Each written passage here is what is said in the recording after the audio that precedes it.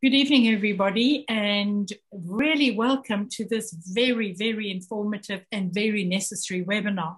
As you know, we all have a mobile phone.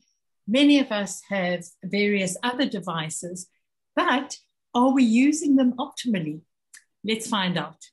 Before you start, just a quick reminder that you can post your questions on the chat section or the Q&A section that you will find at the bottom of your screen. And these will be handled by Johan at the end of the presentation. And finally, you can contact Retina South Africa with any information that you need or any other questions. If you don't have a chance to ask your question now, or if you want to post one tomorrow, you only think of it later tonight. Our details are on the screen at the moment. And this webinar will be posted on our website. You can access it at www.retinasa.org.za, as shown at the bottom of the screen here. Thank you. Thank you, Karen, for that introduction. And it gives me great pleasure to introduce our speaker tonight, who's Johan Grove. And I'm sure a lot of you know him very well. He's an acknowledged expert on technology, on smartphones. And Johan has a long history in training and also in assistive devices. And he actually does IT consulting through his consultancy with Vodafone. And he is really one of our go-to people when we need answers. So remember, as Karen said, the Q&A and the chat you can use. And I know Johan is going to give us an absolutely wonderful talk. Johan is not going to do any slides. As he says, especially impaired people don't like slides. They can't follow them quickly enough. So he will do all the explaining. And any question that you've got, as Karen said, will be handled at the end. And it will be recorded. The link will be on our website in a few days after Karen has done her magic editing. Thank you so much for the opportunity to share information and just in general assist people hopefully with some choices regarding technology as well. One of the questions that I have received over and over again, what phone is the correct phone to buy, from so many different people, whether they're young people, elderly people, anywhere in between, working age and so on. And there is no short or easy answer to that. What one rather should ask yourself is, what exactly do I plan to do with this device? So whether you're buying a tablet or you're buying a mobile phone, the very first thing should be, what do I exactly plan to do? For instance, do I want to use my phone to make calls, receive calls, send WhatsApp messages, receive WhatsApp messages? And for a lot of people, that is like what they're going to do with the phone. That is about it. For other people, I said, no, but I would like to use Facebook as well. The next person would say, but I would like to do my mobile banking. I would need to install my FNB app, my Capitec app, APSA, Netbank, Standard Bank, whatever the case is. And I would like to be independent as far as my banking is concerned as well. For yet another person, he can say, well, I want to do all of those things, but I also, in addition to that, would like to receive all my personal emails on my device as well. Maybe not my work emails, but my personal emails must also come to my phone or tablet. And so all these things will basically determine what you need in terms of how many different apps you need. Because for every function you want to do on your phone, you will need another app most likely. If you want to use your phone as a GPS device, you need to put at least one good GPS app on your phone. Google Maps, whether you're using Android or iOS, luckily is pretty good. I use Google Maps personally probably 90% of the time. I know there's a couple of dedicated GPS apps like Blind Square and a good couple of others that was written specifically for blind people. And I'm not saying one should not use them, But what I found is even with my macular degeneration, it's not possible for me to read on the screen. So when I work on my phone or my tablet, I'm basically working like any blind person would by only listening to the voice over speech on my iPhone or iPad. So I'm not attempting to read anything with my eyes. On my tablet, I would occasionally look at a little photo, especially if it's on Facebook or something, or on WhatsApp, and you can still enlarge the photos a bit and so on. But when it comes to reading and reading from an app and reading from documents, I always use VoiceOver to read all these documents to me. So there are just so many things. For instance, there's a barcode scanner on the phones. Now, I know a lot of sighted people might think, but why would I ever want to scan the barcode of any product whatsoever? That it just doesn't look like it's something you would ever need. Reality is that it is a incredibly nice tool for a visually impaired person to scan the barcode. Everything you can possibly think of that you can buy in a store today has a barcode on it. Whether it's medicine, whether it's food, absolutely everything and anything has a barcode. So even if it's just to identify your own medication at home, you can use your barcode reader. I found myself in a situation where my wife is fully sighted, but when we were still working from our offices and not from home like now, you just need like a headache tablet. And you know where the medicine is kept in the house, of course, but you open the door and there's 20 little boxes and 15 little bottles and whatever. So you don't have to scan every single little product. You most likely know at least more or less the size and shape of the container you're looking for.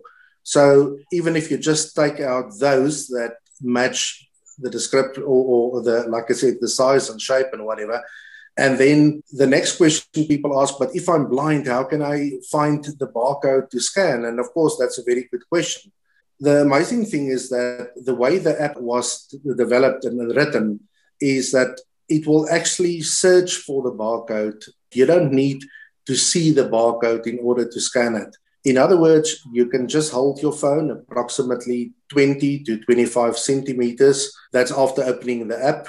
One of the apps, for instance, is Seeing Assistant Home, like SEEING, Seeing Assistant Home.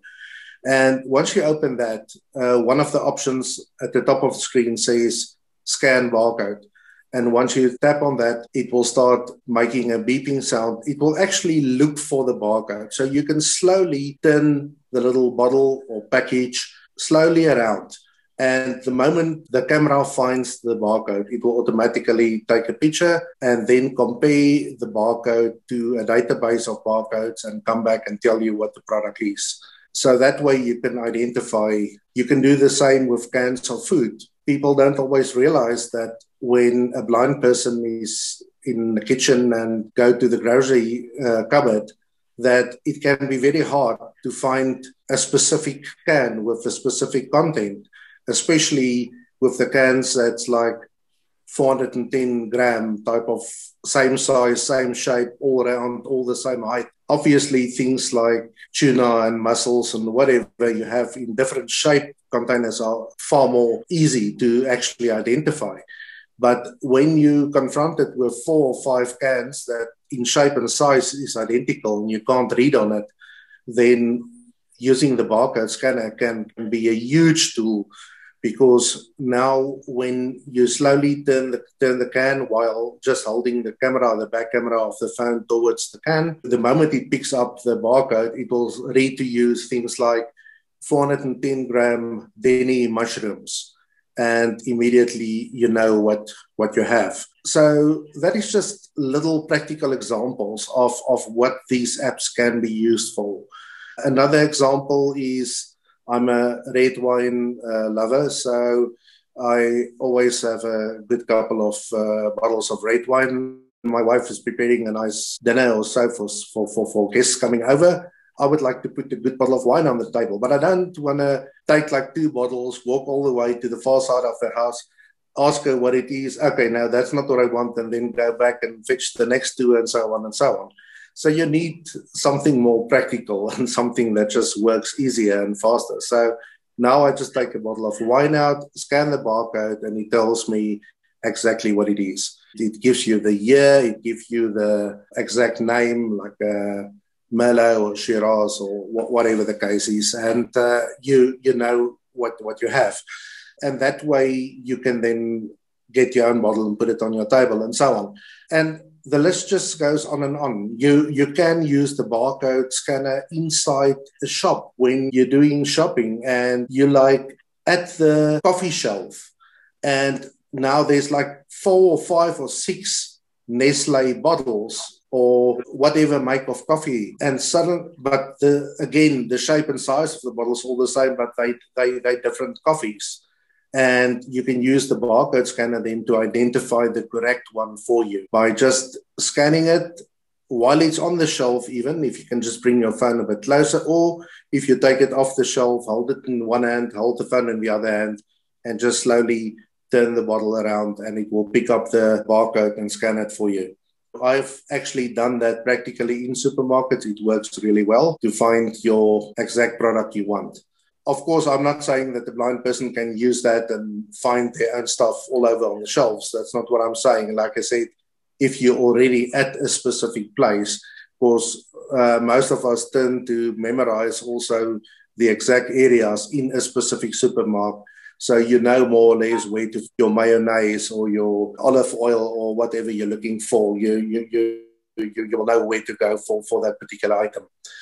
Something completely different maybe. And again, when my sight was quite a bit better many years ago, I never had the need for identifying money, the bank notes specifically, because I could just go on the color. And since I still have full color vision, despite my macular degeneration for almost 40 years now, if the lighting is good, of course, I can still distinguish most of the colors anyway.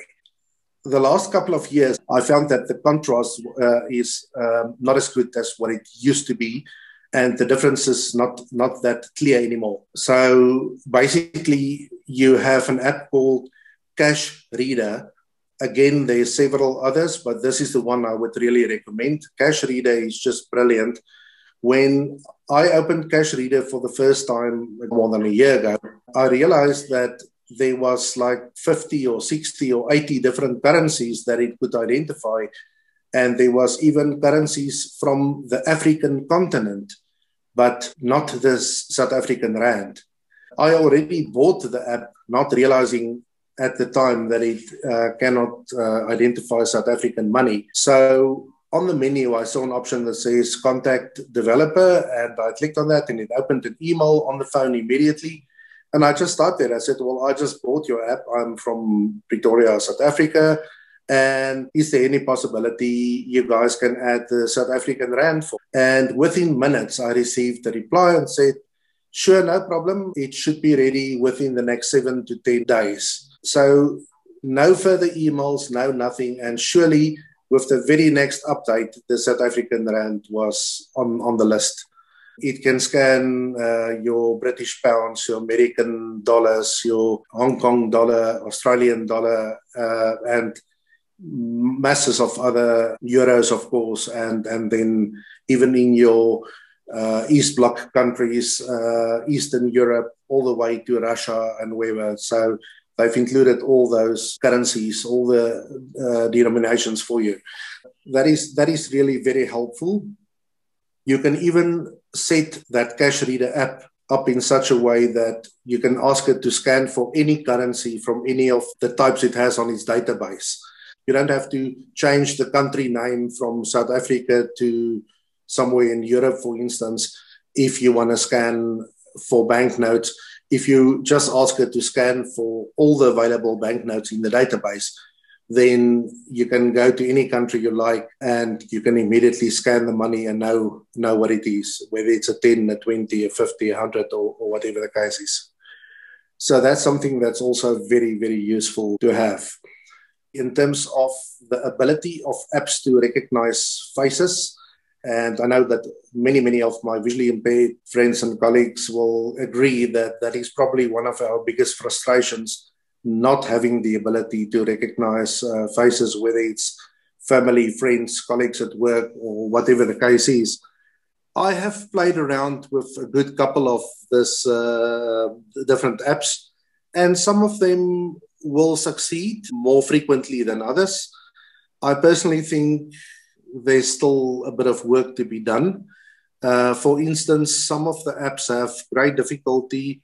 The moment you turn your head just 15 or 20 or 25 degrees, either left or right, some of the apps will tell you that it cannot recognize the face since the person is not looking directly at the camera. Now, that's a huge problem. People will never directly look at the camera by default. People can just walk and look somewhere else, or two people walking next to each other, talking to each other, their faces turned towards each other, will not be looking at the camera. So you need something that can scan a side view, a front view, and well, both left and right side of the face and still recognize it. So that is, again, like I said, people are definitely working on it, but it is still a bit of a problem. The type of face recognition that they use at airports, for instance, worldwide, has the ability to do all of that. It can recognize you from the side of your face, left or right, or from the front. And even if the camera is very high up, almost like a bird's eye view, it will still be able to recognize you. But those are not really commercially available as yet. That is something that, like I said, I would really appreciate if that can be developed to a far higher level. That would really assist people. I had an interesting incident, a couple of months ago when we were still, again, going to our actual workplaces and not working from home like now. I'm in a lift club and I was driving with a colleague of mine, and he dropped me off at one of our local hospitals, because my wife normally picks me up at this colleague's house. And she said, but I just need to go to the pharmacy after work to pick stuff. So if he can drop you off at the hospital. And then as I got off in front of the hospital and my friend drove away, my phone rang, and with my wife saying, I think I'm going to the pharmacy just across the street. So I'm not going to the one inside the hospital. And I said, no problem. I'll then cross the street and then just go towards the corner there, and then you can find me there. And as I'm crossing the street, I thought to myself, how nice would it be if I can get something to read the number plates of the vehicles. Now, this might sound very strange to a lot of people. You might ask yourself, why on earth would anybody want to do that? The thing is, in that short half a street block, there was about 5 vehicles parked that match my general description of my dark grey SUV. It's not necessarily the same make and model at all, but to me, it's a dark grey SUV, regardless of the make and model. So there was about 5 cars that could potentially be my car, just in that short space. I then remembered that one of the apps on my phone, and I will get a bit more to the specific names and stuff just a bit later. I remember that if you open this app, you can basically point the camera, whether it's a sign on a wall, a sign on a post, whether it's something that's written in a shop window. It will basically read anything. As long as it can identify alphabetical characters and numbers, it will read it back to you. I just hold my camera basically almost on my right hip, or just next to my upper leg on the right-hand side, as I was walking on the sidewalk with the camera pointing towards the front of the cars that's been parked there. And as I was walking by, it was actually reading out the number plates to me. Then the moment it read my car's number plate, which I know by heart, I immediately recognized it, of course, and then I stopped, put my phone back in my pocket, and just stood there and wait for my wife. And she came out and says, how did you find the car? because knowing obviously that it wouldn't be possible for me to read to the actual number plate. I says, well, I just thought about this walking across the street now, and I tried one of the apps on my phone and it actually worked perfectly. That's why I'm standing right here at the right car. So it can help somebody. I had the problem where people say, I'm driving a blue whatever car, BMW, and it just happened to have a good couple of other cars there as well. And so even if you can see a bit, even if you can see the color, you might find yourself looking at 3-4 different cars, or even if it's just 2 different cars and you have no idea which one is the right one. So I think that's a general thing that people battle with. Also, with a lot of us using Uber and Uber Eats, but especially Uber for traveling around, on the Uber app, it gives you the actual number plate of the car that will pick you up. So if you're standing, especially if it's at your office or at your house, and you're waiting for a car and a car approach, you can actually have this app open and scan the number plate and read it, and that way match it with what was on the Uber app, knowing that this is the taxi driver, not just another stranger just happened to stop in the same place. So I think there's a lot of practical use for these different apps.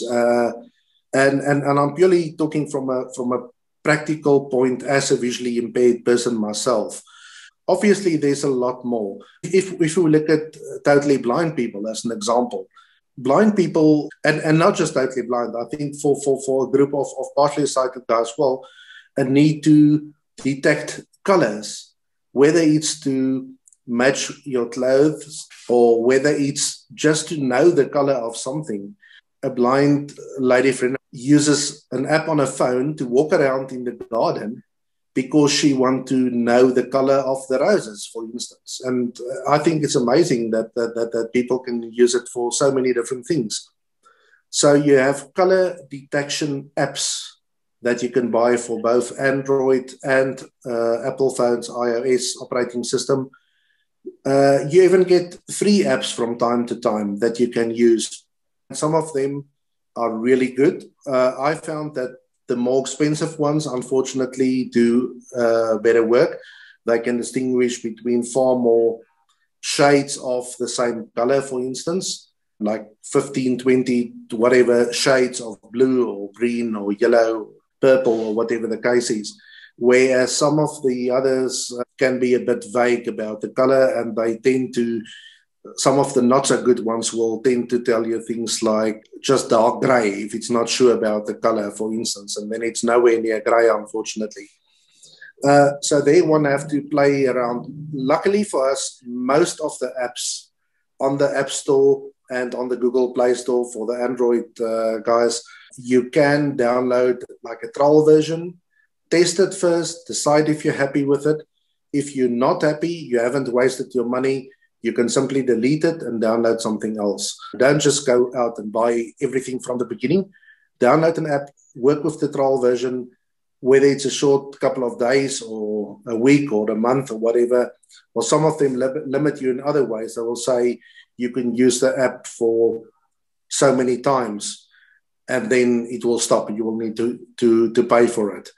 Whatever the case is, the point is you will, in most cases at least, have the opportunity to test the app before actually buying it. And that is always a good thing to do.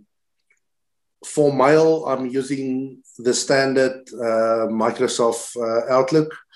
There is a mail app simply called Mail on the iPhones that I used to use for so many years.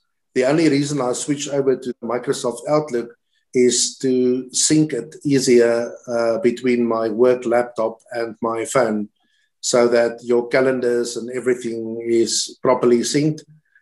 I can either then do my emails on my phone or on the laptop.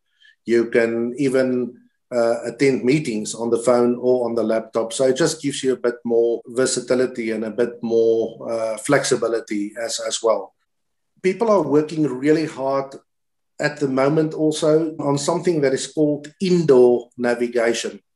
GPSs are amazing things for finding addresses and streets, and in certain cases you could type in the name of an hotel, for instance, or the name for your accommodation or your holiday resort or whatever. They can find those even if you don't have the exact physical address, but if it's a well-known place, then you will find it. The problem comes in with when you're at something like the O R Tambo Airport. And again, from practical experience as a visually impaired person, it's often a nightmare because, especially if you're partially sighted, I think somehow it's a bit worse. And people are welcome to correct me on that. If a blind person is there with either a guide dog or just with a white cane and so on, nobody would, first of all, put a piece of paper in your hand and says, fill this out, which will very easily happen to a partially sighted person. Secondly, after explaining to them that you're visually impaired and you cannot fill the form out, but you will happily supply them with any information they need if they just assist you to fill it out, they will then sort of think about it for a while, most of the time, and then, so, okay, they're going to do that. Immediately after going through that process, you'll say, okay, where do I go from here? And the answer, go to gate 6, which leaves you absolutely in the middle of nowhere, because for no amount of money, I can tell you where gate 63 is at the airport. So those are the types of practical problems. Now, with the new indoor navigation apps that people are busy developing, the idea is that your indoor navigation, that entire floor space, if I can call it that, of the airport and of all the well-known airports as an example, and even of big university campuses, that's another nightmare for most visually impaired people. The indoor navigation will then allow you to find a specific, like I now mentioned, gate 63. You will be able to tell your phone in your own voice, go to gate 63, and it will say, go straight forward. And then it will actually tell you in 5 meters, in 3 meters, in 2 meters, in 1 meter, turn left, things like that. That's going to be extremely helpful. So that's something that people are working quite hard on at the moment, is developing software for indoor navigation. Like I said, even university campuses. If you know the campus, I guess it's fairly easy to find anything. Even if you have just a little bit of sight, or even if you're totally blind and your mobility skills is good, I'm sure you would be able to find most of the places as well. But it is amazing to have something telling you exactly where to go, when to go left, when to go right. It will even tell you things like there are 6 steps in front of you, and also indicate whether they're going up or down, stuff like that. Of course, even as a partially sighted person, if I find myself in a completely new environment, and especially if the lighting is not very good, I'm a bit unsure. And then somebody walking with you will tell you, okay, we've got 3 steps here. And then I will just stop and say, is there a problem? I said, are they going up or down?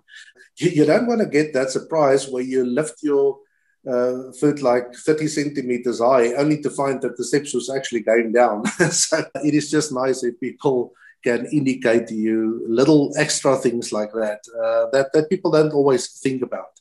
It is lovely to have that as well. Like I said, I don't look at lists on the internet and see, okay, here's 20 new apps for visually impaired people. I do look at that in the sense that I want to see if new things come out. But my list of the things I discuss are really things that have practical value. Because at the end of the day, for sighted people, there's probably hundreds of thousands of apps, but you're never going to use all of them. And one of the simplest reasons is that most of them wouldn't really benefit you in any way. They won't add any quality of life. So for me, it's about quality of life. If an app cannot add quality of life, then I'm not going to waste a lot of money on it, first of all. And secondly, I'm not going to waste too much time on it, loading it and wasting time on it. So it need to be practical. It need to be user-friendly. And it need to add value. It need to make a positive contribution of some sort. Then it is worth working with it. one of the other categories of apps, and I like to refer to categories instead of just one specific name, because it's never as simple as just looking at one name for every single category as well. The OCR category, that's optical character recognition. This is where you use your phone or your tablet for taking a printed page, a normal document on paper, whether it's something as small as a business card or postcard or an A4 page or even an A3 page. You can put it down on a flat surface, a desk or a table. You can take a picture, and within seconds, if you have good OCR, optical character recognition software, it will take the picture, recognize each character as an alphabetical or numeric character, and it will then put it in a document as if you have typed it in yourself. And therefore, because it's a normal text document, the voiceover in the case of your iPhone or the talkback in the case of your Android phone will have the ability to read that document back to you.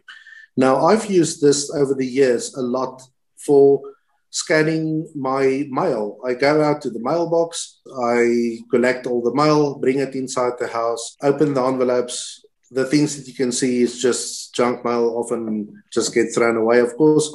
But when you see something else, you open it, put it, fold it open, put it on the table, take a picture. Even if it makes a mistake it is just to get an overview of what the letter is about and who it is from and so on. So it is 99% of the time, it is more than enough to just give you an indication of, okay, this is my rates and taxes, or this is a statement from the bank. Well, nowadays they send most stuff electronically, which I obviously prefer as well. But the odd things you still get in the mail on paper, you can now read. And even if it's an advertisement, it might be a new business that opened in your area that could potentially make a big difference for you. And you can just scan the page, read it, and it will give you all the details, the contact telephone number, the name of the shop, and so on, the physical address, and all of that. So scanning things on paper is still necessary from time to time, even if it's just to get an overview of what the letter is actually about. There are just really so many things. Twitter is fully accessible, Facebook is fully accessible, WhatsApp is fully accessible. With so many of these things, you can nowadays receive, like a lot of people would post just like a colored block, a pink or a yellow or a blue, rectangular or square with words written on it as part of a Facebook post, as an example. If you update your software on your phone on a regular basis, if you update your Facebook app specifically as well, and you update most of your other apps on your phone on a regular basis, and your operating system, of course, then you find that with a lot of the new things nowadays on Facebook, I see that if I just put 3 fingers, that's on my iPhone now, on the actual picture with the wording on it, and I just hold it in one place for a couple of seconds, it actually will tell me things like blue background with text saying, and then it will read the actual text to me. So it does make it a lot easier. On things like WhatsApp, for instance, if people send you a picture with text on it, there are now probably 7 or 8 apps at least that can recognize the text on the picture and then read it back to you. And some of them will even give you a description. For instance, it can say sunset with tree, and then it will give you the actual text as a separate section where the speech on your phone will then read back. So then it tells you something about the picture and it will actually read the text. Others will simply ignore the picture completely and just tell you what the text is. Identify is one of the names that people use for that. Envision, it's spelled E-N and then the word vision, V-I-S-I-O-N. Envision AI, where the AI stands for artificial intelligence, of course. Envision AI is a lovely app for recognizing stuff like that. But really, there's a list of others that work really well too. So again, you don't have to go to someone and say, I received this picture and I suspect there's some words on it. Can you tell me what it says? That some of us had to do on a regular basis and probably are still doing. With the new apps, you can actually take the text off the picture and even read that to yourself. Other things, basically ordering your food with Uber Eats, ordering your transport through the normal Uber. Again, if you have the speech on your phone, the talkback from Android or the voiceover from iPhone, you can 100% independently get these things sorted. I know there's also Uber Assist that you can specifically ask for when you place basically an order for your ride. You can ask for Uber Assist, where the driver will then physically assist you with a bit more detail. For instance, you're going to a shopping mall, but you need to go and see the optometrist, and you would like them to take you into exactly where the optometrist is instead of just dropping you outside the mall. So you can ask for that specifically as well. So more and more things are coming into place that actually or can potentially make your life a lot easier. And I think it's just important to find these things and to talk to other people about it and to start using it. Another huge trend in the visually impaired arena is the apps like Be My Eyes, for instance, where a blind person can take a picture of absolutely anything you can think of, whether it's an electronic piece of equipment, whether it's the knobs of the tumble dryer or washing machine, and you can send that then to this Be My Eyes, for instance, and you can ask questions then about the photograph. So you can say, which knob should I turn if I want to put the tumble dryer for sensitive or whatever clothing that can't withstand high heat? I need to put it on a much softer cycle.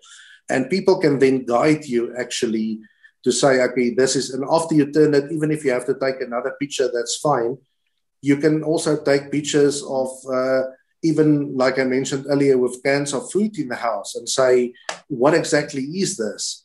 That's if you haven't done the barcode thing, of course, and the person on the other side. So there's a huge community of so-called volunteers, fully sighted people that download this Be My Eyes app on their phones, and they act as volunteers.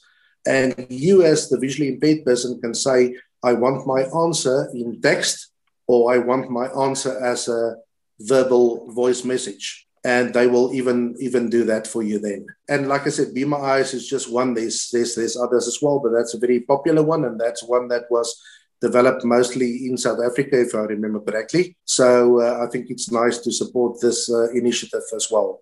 For people using the Gautrain, there's Gautrain Buddy, an app that was written by a blind programmer here in South Africa again, that will give you additional information that's not on the actual Gautrain app, information that would be necessary for you to make decisions, to see prices, to look at times, and so on and so on. So you still download the standard Gautrain app, but then you, in addition to that, also download the app called Gautrain Buddy, and that will give you additional assistance with using the Gautrain in the Gauteng province, of course. This is just a couple of things. Unfortunately, I've got like 350 apps on my phone, so I'm sure I can keep people busy for a week with it that we definitely don't have time for. But I'm trying to really work with the ones that people use on a regular basis. And I think maybe one other thing is book readers, of course, is very important. A lot of people like to do instead of reading something on paper. Again, there are so many different apps, but the one that really stands out is an app called Voice Dream. Voice Dream very recently developed another app called Voice Dream Scanner, and Voice Dream Scanner is also an OCR that can scan things from printed text on paper and read it back to you. But the Voice Dream app on its own has the ability to read a variety of different computer file types. For instance, it can read PDF files, it can read Microsoft Word files, rich text format, RTF, TXT or normal text documents, and so on, and a lot of others. It further has the ability to allow you to choose the type of voice that is nice for you to listen at. Male voice, female voice. For female voices, many different accents. Australian English, British English, United States English, South African English, and the list goes on. Male voices, different male voices, and so on. So you can select a voice, especially if you want to listen to an entire novel. You definitely don't want a little voice that sounds like it's somebody talking into a can or something. You need something that is soothing and that is relaxing and that is nice to listen to. And Voice Dream will definitely give you that particular option. It also has the ability to put bookmarks in so that you can stop in the middle of a chapter, place a bookmark, and then, for instance, at a later stage, listen to it from that point. So those are the most important things. I've also stopped buying newspapers and magazines many years ago. I only read things electronically. So there's a variety of apps that will give you your favorite magazine or your favorite newspaper electronically. And again, you can use the speech on your phone to read that for you. If you want to stay up to date with what's going on all around you, you can have your favorite newspaper supplied electronically or delivered electronically to your phone, and you can read it whenever you have a bit of time for that. I think for now, I'm going to stick to this because I also want to allow time for questions first. And if there's more time left, we can always add a couple of others. But I think that's what I'm going to conclude with for now. Oh, Johan, if you'd like to answer a couple of questions. Yes. This comes from an anonymous user. Any thoughts on magnification apps that work with multiple camera devices, that is using the various cameras to enhance the focus? That seems like two questions. Yeah, I'm just trying to get on the same page as the person asking the question. Would that now be for enlarging like the screen of your phone or tablet? I would assume. I think it's actually magnification apps. So I would imagine they're talking about using the phone as a magnification device. Okay. Like, as with our phone where it's got a built-in, I think it's 6 or 8 times magnifier. Yeah, no, 100%. Yeah, because for using the back camera especially, you can actually zoom in and magnify, of course. And of course, this will not really be helpful to a totally blind person, but very much helpful to a partially sighted person. There are a couple of apps already that give you, apart from what is already built into the iOS operating system as part of accessibility, and the same with the Android phones, your magnification, you actually do get magnification apps. I'm trying to think, I must have at least 3 of them on my phone now. It's just not something I haven't used in the very last 2 or 3 weeks maybe. So I'm not 100% sure, but I will be willing to send the information through shortly after this. But yes, you definitely get apps where you can magnify. I know one of the things I have done in the past with magnification, especially with using the back camera, is if I was sitting in a room that was very far from what other people perceive to be a big screen TV, let's say a 55-inch or 65-inch TV. But if you, as a partially sighted person, are sitting at 6 meters from there or whatever, it is still tricky. So what I've done is I've opened one of these magnification apps and then just sort of turn my phone in the landscape position, horizontal position, and then basically magnify a little bit, even if it's like 10 or 15 or 20% maximum. And then you can actually focus on the TV and see it in front of you on your phone screen. And you would be amazed to see how much detail you can actually get on it. So you can actually watch a documentary or something by watching your phone screen. But yes, for just magnifying prices on products, for instance, even the standard camera, just the standard camera on your phone, if you open that up, you can actually magnify a couple of times and then make use of it. There are apps that will allow you something similar to your handheld electronic magnifiers, where you can literally use the camera at the back of your phone to magnify pages and text. And you can also set your invert colors, like black background with white text, for instance. So yes, all of that is very much possible on your phone, and for using it. You can also combine your phone with one of these stands that is basically like horizontal base lying flat on the table with a vertical arm on it, 90 degrees straight up from it. And then you have like a bracket that you can size. You can make it smaller and bigger, the width, the length, and so on. And you can fit your tablet or phone in this little frame. That is to fix your phone at a specific height, for instance. And also, once it's fixed in that position and you've lifted up, let's say, 20 to 25 centimeters from your tabletop, then you can actually, when you open something like your OCR scanning app, you can then have the camera in a permanent fixed place, having the phone in a fixed place, and just hit the take picture button. Every time you turn the page around, you just press take picture again, and it will take the picture of the next page and the next page and the next page and so on. So for scanning multiple page documents, you can make use of a stand, and it will use the camera to both do OCR scanning, but you can obviously also magnify with it. Even if you don't buy special apps, the normal camera has already the ability to magnify for you. Absolutely. And what I find very useful is if I'm watching a webcast on my phone and I want to, I just print screen. And then you can go back and zoom the pictures of what was on the screen afterwards. And I think the versatility of our smartphones, as you say, we're not even tapping into it.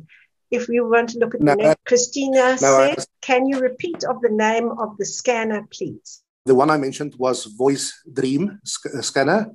Okay, the one I didn't mention, but that I can mention now as well, which is very, very good, is called KNFB, where the NFB stands for National Federation of the Blind in America, and the K is for Kurzweil, the name of the software. So it's KNFB Reader. That is the name of the app, and it is available for both Android and iOS. I think this came in just after you were talking about the barcode scanner, which was Seeing Assistant Home. I think that is probably what she was referring to. The next question is from another anonymous person. How does one find the app on the phone? Now, that's really going back to basics. No problem. Again, if I can quickly explain it from an iPoint perspective, just quickly, what I would do, especially since I have, like I said, hundreds of apps on my phone. Obviously, the very long method would be to start at the top on page 1 and scan from left to right with your finger just running slowly over the screen. And then when you reach the right end, just go one down till it reaches the next name, and then you follow a line to the left again and so on. But let's not go into that because that's very tedious and wasting a lot of time. So the easiest way for me is to swipe with 3 fingers from the top of the screen, just downwards. That will bring up the search area. And at the very top, there's a search field. If you tap on that, it brings up the little keyboard at the bottom of your page. And you can then simply, if I want to open my ABSA banking app, I just start typing AB. And normally by the time you type the second character, you can just move your finger up to the top of the screen near the top left, and it will show you icons of all the apps that starts with the letters AB. Very seldom you have to type more than 2 characters. If you have many apps starting with the same character, you might have to type a bit more. But the point is, that's one of the easiest ways. It will show ABSA. You double tap with 1 finger on the ABSA icon, and it will open your app for you. Of course, one of the other ways that without searching like that for apps is to use voice commands. In the case of the iPhone, again, to tell Siri, open my ABSA app, or open my Showmax app, or open my Netflix app, or whatever the name of the app is. So you can use voice commands to find apps quickly and to open it for you as well. For a lot of people, I think that is actually the easiest way. Somebody has actually got a comment. On the iPhones with a telephoto camera, this is certainly helpful when combined with a built-in magnifying feature, but can lose picture quality at maximum zoom. Well, if you're looking at 10 times plus 8 times, you're probably looking beyond what you are capable of anyway. Well, the biggest risk with, can almost say, too much magnification is that you start losing quality, of course, unless you have an app that was written extremely well, very, very good software development. Zoom Text, the very well-known text magnification software for computers, has the ability to magnify up to 72 times without losing quality. Now, that is amazing, but it took them years and years to develop it. It's definitely not easy. So it is very high-level programming to achieve that, but definitely possible. As to will you get maximum quality still at that I won't be able to answer because I just haven't tested it practically. But like you said, that is quite a bit of magnification already. And of course, the higher your magnification, the shorter your focal length. So you've got to have that right up to your eye to actually even make sense of it. Okay, another question from Susan is, Johan, please can you provide us with a list of all these wonderful apps which you recommend and use? I have an iPhone. I would really appreciate the help. Thank you very much, from Susan. Well, Susan, we are going to record this, and I think you could listen to it. And certainly we'll ask Johan to make some notes on the most. I will send a much more complete list to you guys as well. Oh, and Christiana wants the app that reads kitchen items. And I think that's Assistant, isn't it? What was that, Johan? Seeing Assistant Home would definitely do. Yeah. Again, that wouldn't be the only one, but that's one of the ones that you can use and can work with. One of the other apps that people might want to try for that is that one that I did mention, InVision. The InVision app has something that says read instantly. So the moment you open the app, in the bottom left corner, there's a button that says read instantly. And the moment you tap that, you can basically point it to anything, whether it's a can of food, whether it's text on a piece of paper, it really doesn't care about that. Whether it's something written on your TV screen, for that matter, at that point in time, it will actually read it to you. So without any barcode scanning now, it will just instantly look for text on whatever comes in the way of the camera, and it will actually read it to you. So I would think that would be practical as well. Anonymous also says to use an app means you must be able to recognize the icon. How do you do this? Well, again, you don't actually have to be able to recognize the icon, for the simple reason that if you swipe, like I explained, 3 fingers down, you can type and it will simply take you there and the speech will read it to you. The alternative would be to, again, like we said, simply ask the virtual assistant to open the app for you. So in that way, you completely bypass the recognition of the actual icon. Because even in my case, I think there's very few icons I can actually recognize. Some of them might have a very specific bright color or standing out in some way, but I can honestly say that probably 90% of the icons on my phone I would not be able to visually recognize. But it never bothers me because, like I said, you can either search for it by typing the first few characters, or you can simply ask your phone to open it for you. And also, when we have people who are new to it, we always say, don't download 100 apps. Download 1 or 2, get used to them, get familiar with them, and then perhaps download another 1 or 2. Otherwise, you could end up with 100 apps on your phone and you don't even know what they do, let alone how to use them. 100% correct. I fully agree with that. And that brings me back to what I started with. It's important to ask yourself the question, what exactly do I want to do with this phone? And if you say one of the things is to do OCR scanning, to take things on paper and read it, then start there and download one OCR app, work with it, get to know it, play with it. And once you have that perfectly under control, then say, okay, I would also like to do something very different, like the cash reader or any of those things. And then you can start playing with that again. But if you're going to download even 10 different apps on the same day, chances are you're not going to get to know any of them properly. And 6 months down the line, you might look at the name and, like you said, not even know what the app was for. I think it's important that one take it one step at a time. It's like using a computer.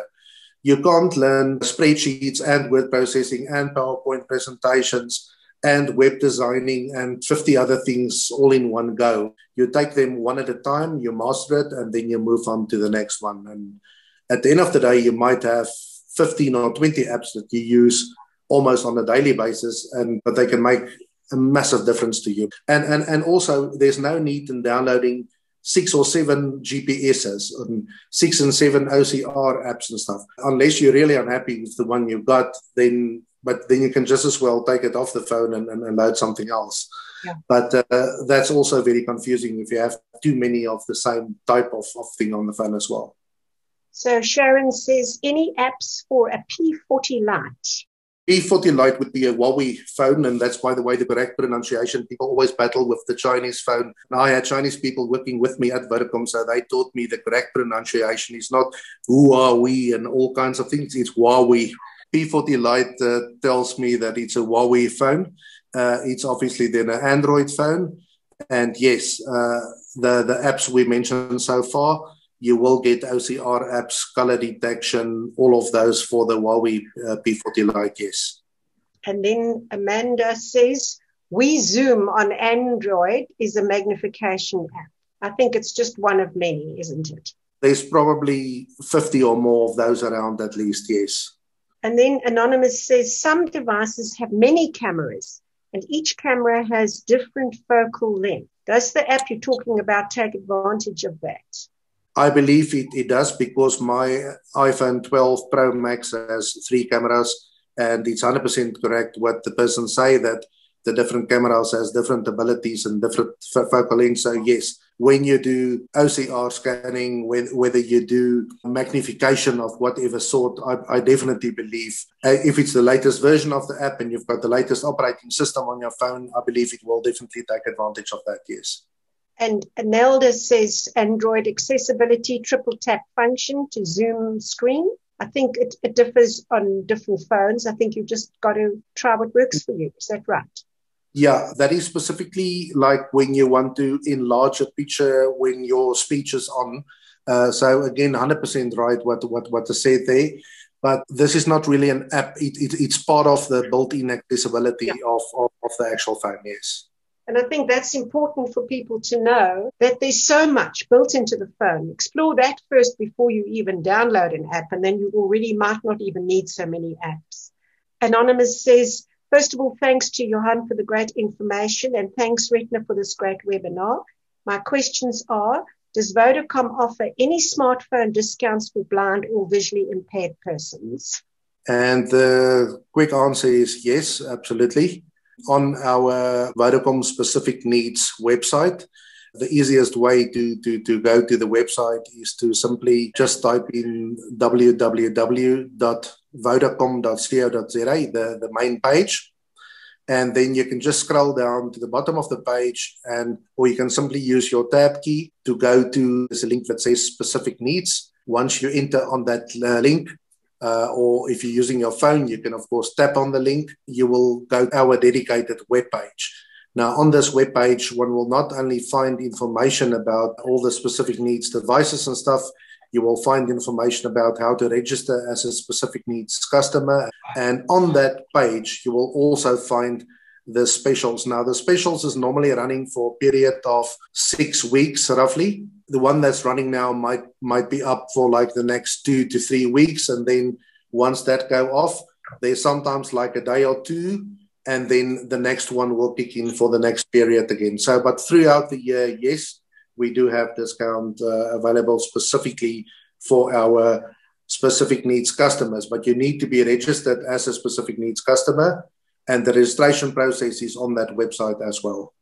Thanks, Johan. That's very valuable. I think the answer to this next question is, how long is a piece of string? Because the same viewer also says, can you please provide a list of all the apps you would recommend for blind or visually impaired person? I think you have to be very specific. I will select a few ones that I believe is really good. And we already said I will send you guys a more complete list. So I will still do that, yes. I think also as you use these things, other doors will open and you can refine your needs. And the person says you can also open apps with handwriting to type the app name? Yes, even on my iPhone, there's an option for handwriting where you can literally with your finger on the screen make use the APSA, write the A and a B and so on for APSA and so on. So again, it's the same with even if we take a very well-known app on a computer like Microsoft Word that 90% of people probably use, something simple as saving a document. I can show you 4 different ways of just saving a document, 4 different ways of printing a document. Yes, all of these things are true. At the end of the day, my advice is use what really works well for you. If you're comfortable using it, there's no better or this method only is correct and your method is not correct. If it achieves the goal, then it is correct. And if you're comfortable using it, then you should use it. Absolutely. All right, so we've got time for exactly 2 more questions. Webza says, are there any tutorials that you would recommend for learning how to use these features? Well, you just heard the best tutorial, Jen. And again, this will be on Retina South Africa. Give us a couple of days. We will put the link on our website and webinars, and you can go and listen to this again. And, you know, when you start looking for things, you'd be surprised what you can find on the internet. And remember, with your phone, all you have to do is ask Siri. Christine says, thank you. Christiana says, very interesting webinar. Thank you for all the information. And our last category here, if you go onto the apps store on the iPhone and search accessibility, you will see a whole category of these apps. And that says, thank you very much. And somebody made a comment that KNFB costs 1,749 Rand. Yeah, that's why I said beforehand, unfortunately, some of these apps are really expensive. But I'm so glad they mentioned the example of KNFB, because in the last 3 months, KFNB had specials where they were selling the same app for under 300 Rand. Just to give you a practical example. So it's also a case of, you look at the price today, you think this is completely ridiculous, and 2 weeks later, you look at the same app and you find that there's a totally different price attached to it. So one must also not just get discouraged by looking at the price once, but again, one don't have to buy that particular one. You can work with so many others. Just for the Apple users, one last thing maybe quickly, there's a website called Apple Vis. Like the first 3 letters of the word vision, it's applevis.com. So just the normal www.applevis.com.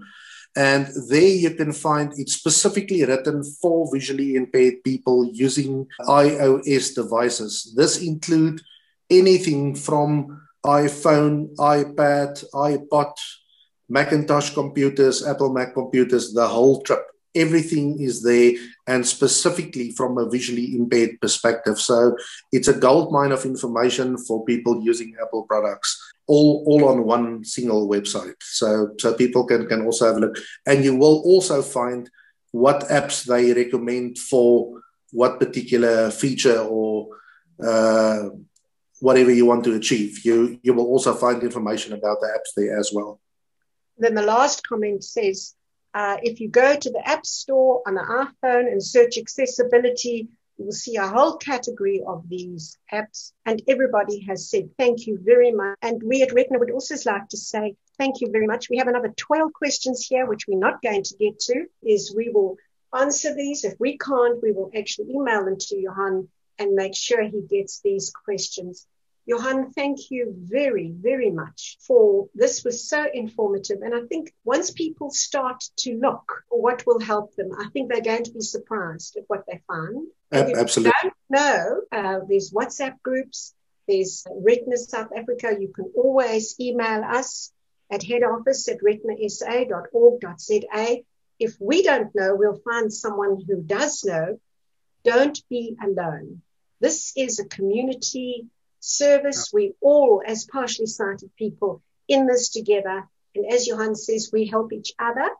And if that's all we do, we are doing a tremendous effort to uplift people, make sure that they don't feel isolated, especially in this time of COVID, and always that there is help at hand. So thank you, Johan. It was overdue, and we will repeat it again. And remember, also on Retina South Africa on the website, you will find all the list, all the link to all our previous talks. And thank you, Karen, for your background work. And if anybody needs any answers, not only on accessibility, but on your condition, always please contact us. Thank you very much, everybody, for attending, and have a good evening. Thank you. Thank you so much. And it was lovely presenting. I hope it was actually answered a couple of questions, but you are most welcome to send those additional questions that didn't get answered to me on email, and I'm more than willing to answer them as well. Thank you, Johan, and thank you, everybody, and good night. Thank you. Good night. Night, Karen. Good night. Thank you. That was great. Thank you.